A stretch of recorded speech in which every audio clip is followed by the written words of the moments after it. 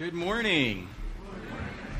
So, how is everyone on this warm August Sunday morning? So, I'm probably the warmest of everybody here. I don't know. I was telling folks that maybe I'll take my jacket off about midway through the service if you start to see me bob and weave a little. That probably means I'm getting a little overheated. So, well, friends, it's great to be back. I've been away for a few weeks, and it's wonderful to be back in the pulpit and to see all of the familiar faces, and also to welcome those of you who are visiting us or returning, having not been here in some time. Folks, the Unitarian Universalist Church of Akron is a welcoming and loving community for all. Well, good morning again, and a special welcome. You don't have to raise your hands, to all of those of you who are heretics. It's good to have you here this morning.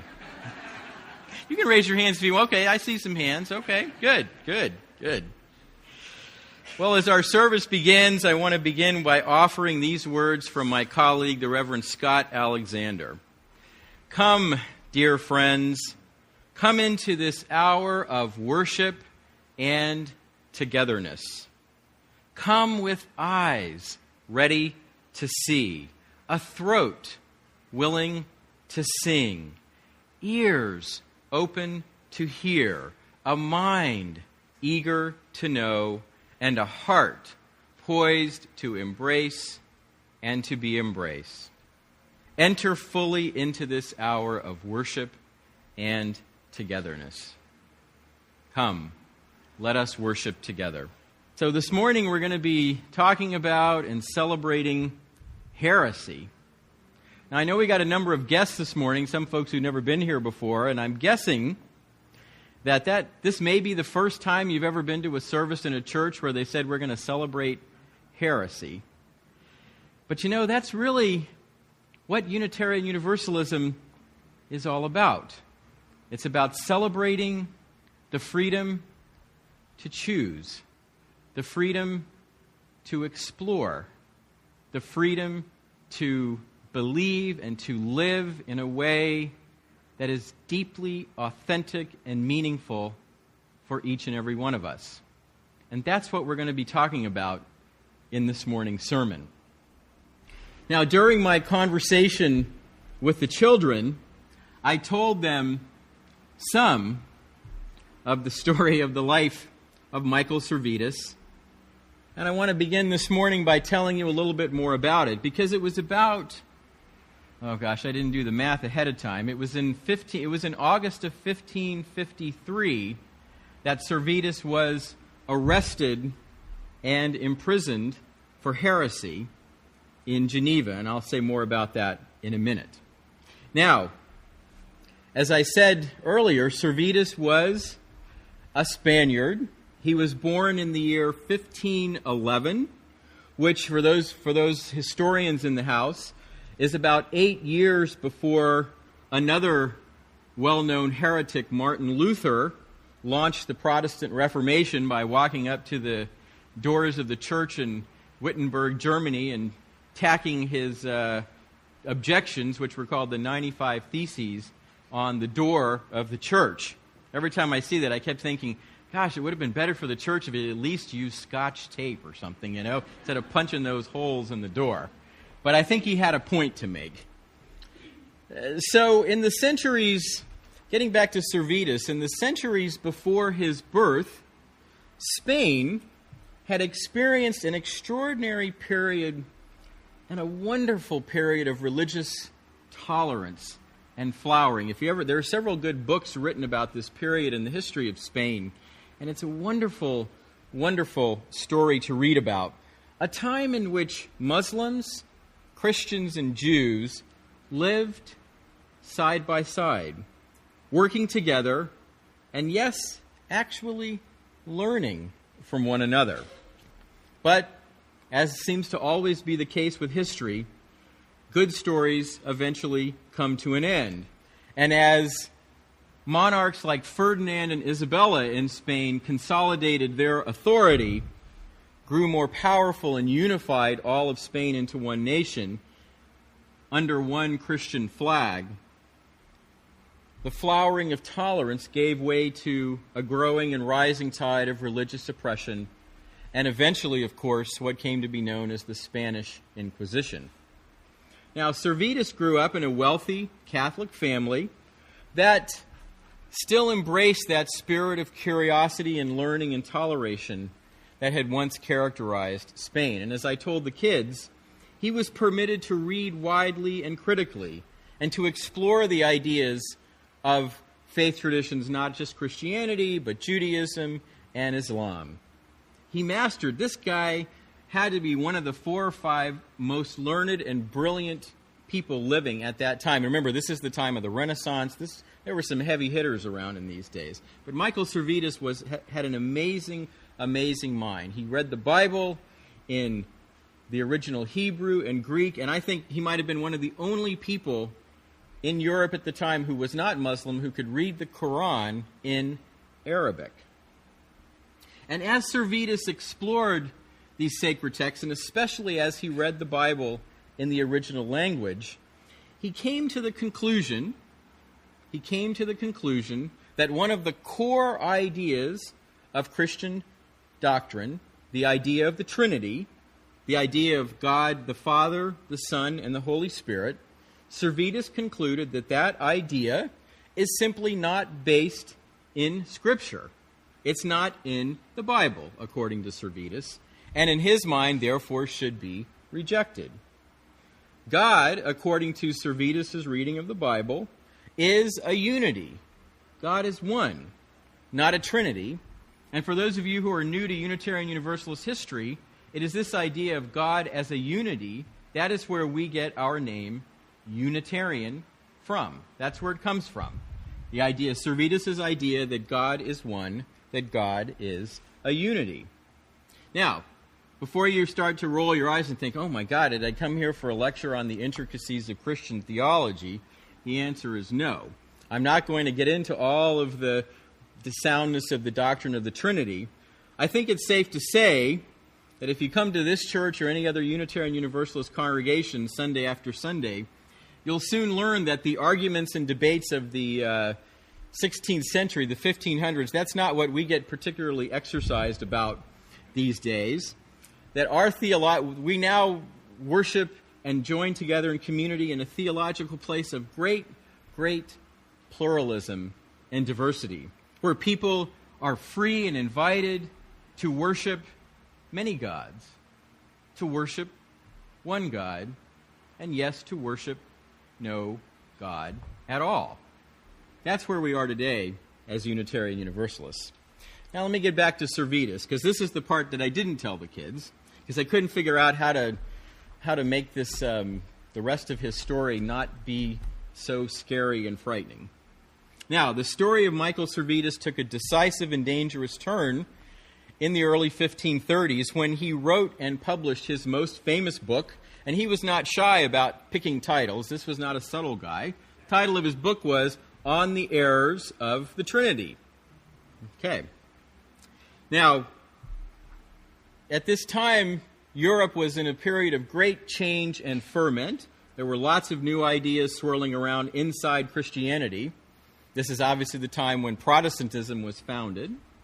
But one thing that wasn't acceptable was to challenge the idea of the Trinity.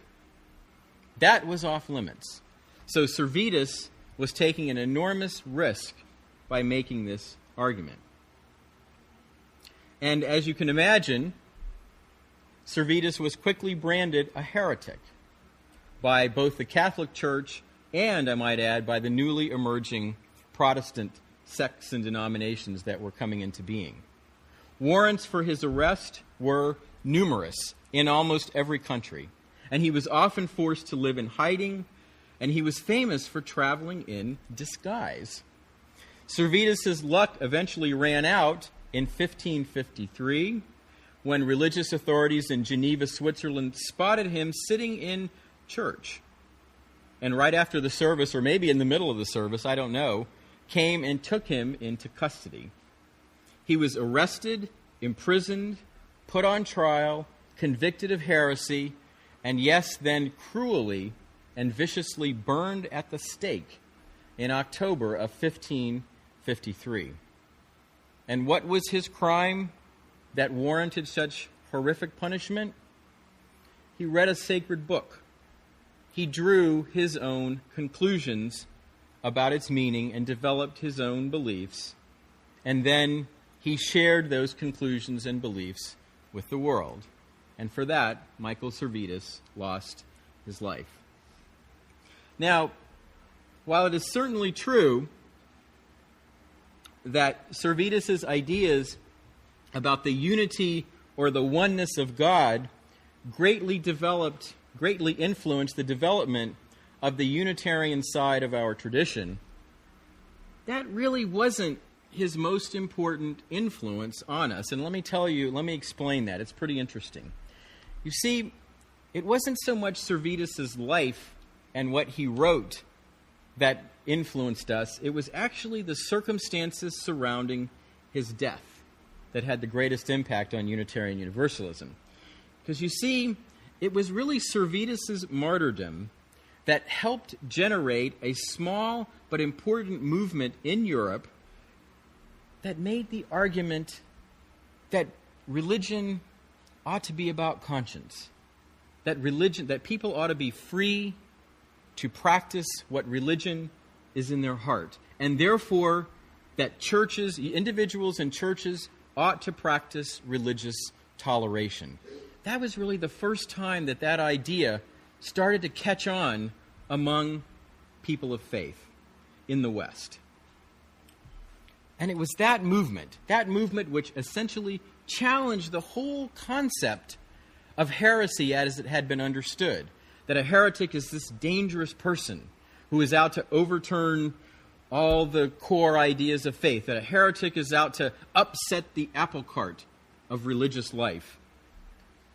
This burgeoning movement, which was inspired by Servetus's martyrdom, said, no, that's not what heresy is about. That heresy is about something very, very different. And it is that challenge or rethinking of the whole concept of heresy that I want to take a moment to think through with you. See, I don't know about you, but as I said before, when I hear the term heretic, I think of this kind of wild-eyed person who is, kind of out to tell everybody that they're wrong and they don't know what they're talking about and that they're, just completely misguided. A heretic is somebody who's difficult, disagreeable, and generally a royal pain in the neck. But this movement that emerged in Europe, they actually consulted a dictionary or whatever they had for a dictionary at the time. They looked up the word heretic in the dictionary, and this is what they found. They found that the word heretic comes from a Greek word, which I'm going to mispronounce now. It's pronounced something like heresis. And this is what that Greek word means. It means to choose. So a heretic is someone who chooses. A heretic, as this burgeoning movement for religious toleration began to argue, is someone who seeks the truth, someone who asks questions, someone who searches for those beliefs and values that bring meaning and purpose to their lives. And as the leaders of that same movement pointed out so many years ago, if heresy is ultimately about choosing, then shouldn't we all be heretics, following the light of our hearts and minds to a faith that is meaningful and authentic to us? If heresy is about choosing, isn't everyone and shouldn't everyone be a heretic? Let me move forward in the story a little bit. I wish I could tell you that this small emerging movement for religious toleration and freedom won the day. That since the late 1500s or mid-1500s, we've had an outbreak of religious freedom and tolerance and everything's hunky-dory now. Well, of course, as you all know, that's not the case. Now, this movement did have an important influence and impact. For one, it helped inspire the formation of the first churches and congregations ever who called themselves Unitarian. And these churches were not just formed because these folks rejected the Trinity. They were really more formed out of a desire to create a space where people could come together and worship together and not be subject to persecution and oppression. A place where religious freedom could flower and grow. So that movement, that burgeoning movement, did help found our Unitarian tradition. And for that, we will always be grateful. Now, the darker side of the story. As important as these developments were, I would have to say that religious intolerance and, yes, hatred has remained a most powerful and destructive force in human history.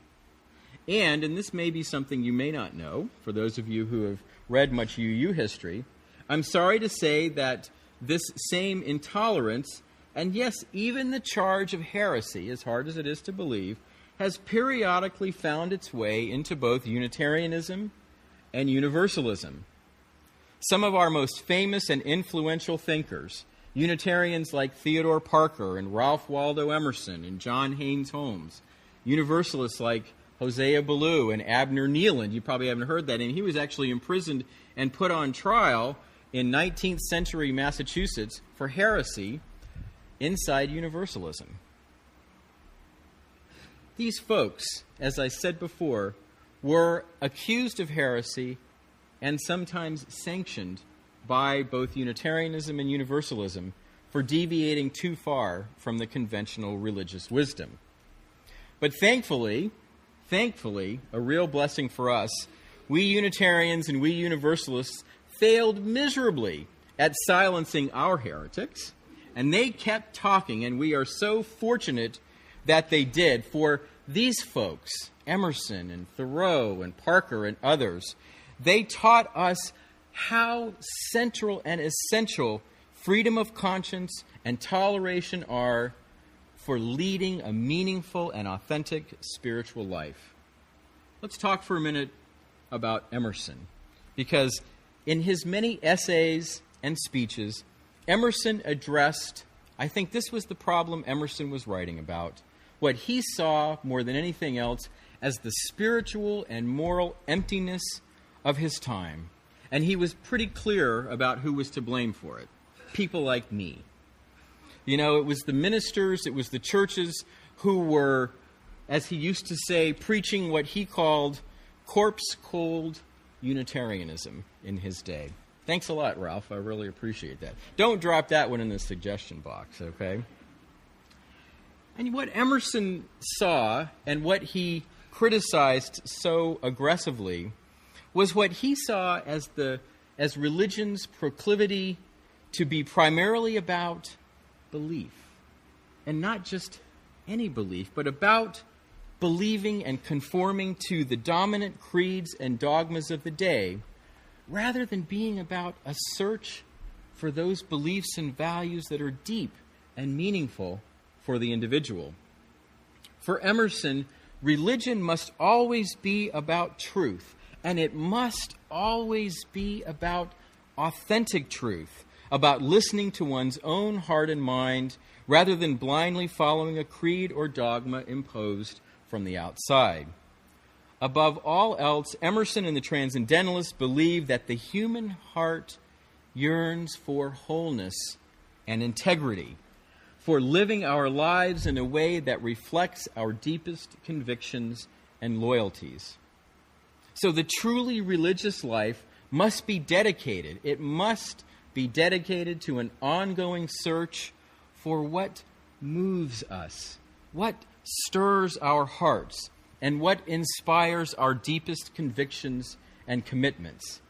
And that's why I think William Ellery Channing, in the reading that John shared, so beautifully states that liberal religion, and Channing was the most famous Unitarian minister in North America, that liberal religion must never be about stamping or imposing anything.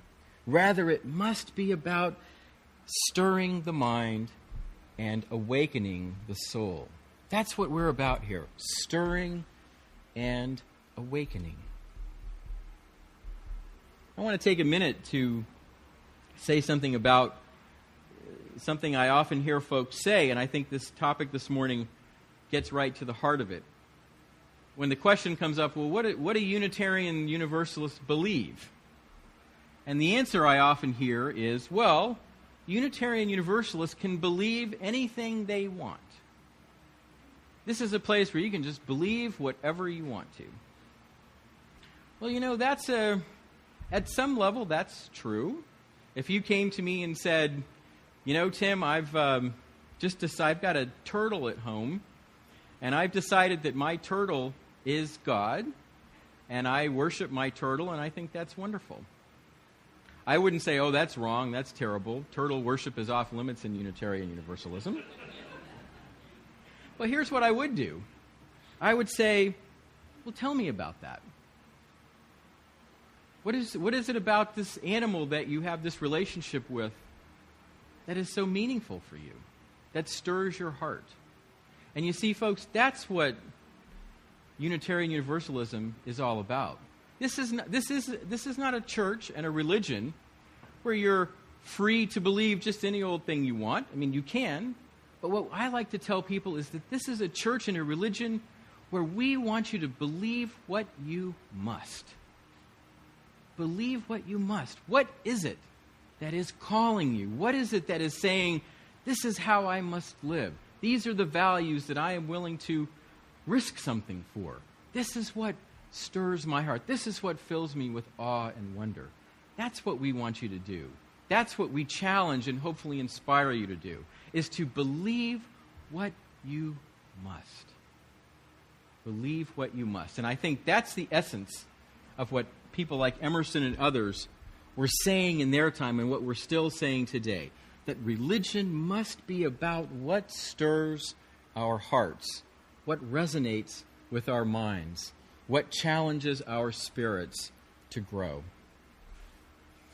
Now, before leaving you this morning, I want to say one other thing about heresy and its relationship to Unitarian Universalism.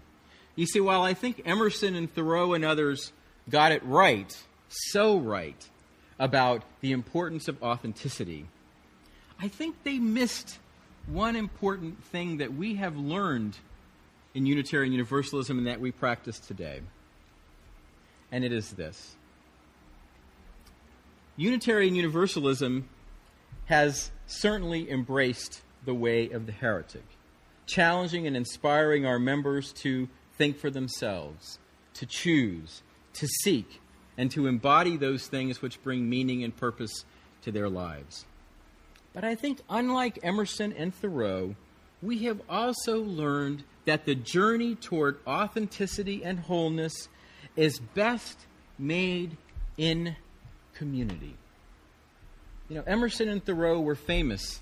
They were self-reliance guys, right? That's one of the names of probably Emerson's most famous essay, Self-Reliance.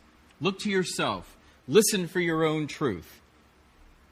And I think Emerson and Thoreau's kind of anti-institutional way about them, and they're kind of like, boy, the churches just aren't giving us much. I think it led them to lose sight of the power and the importance of one another, of community, and of our relationships. One can certainly choose, as I think certainly Thoreau did, and I would put Emerson in there too, to be a heretic alone. You can go off and build your nice little cabin on the shores of Walden Pond like Thoreau did.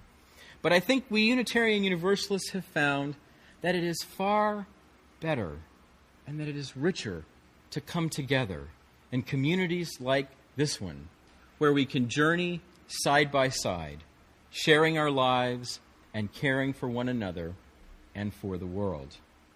That is the choice we have made as people of faith. And I simply want to conclude by saying that if you are searching for a community where you can grow and live with spiritual integrity, I hope you will make this journey with us. And wherever your journey takes you, may your lives be filled with great joy, with great beauty, and always with great love. Thank you so much for listening, and blessed be. Friends, before I invite you to rise for our closing hymn, I forgot to mention in my sermon, there's a wonderful, those of you who like to learn more about Michael Servetus, there's There's a wonderful book that was published a few years back with, of course, the provocative title of Into the Flames. But it's a really good history of Servetus' life. It's written in a very engaging way. Shane, after Jeffrey finishes playing the postlude, Shane will put a slide up with a picture of the cover of the book. The author and title will be there if you'd like to, consider checking it out of the library or perhaps getting it to read.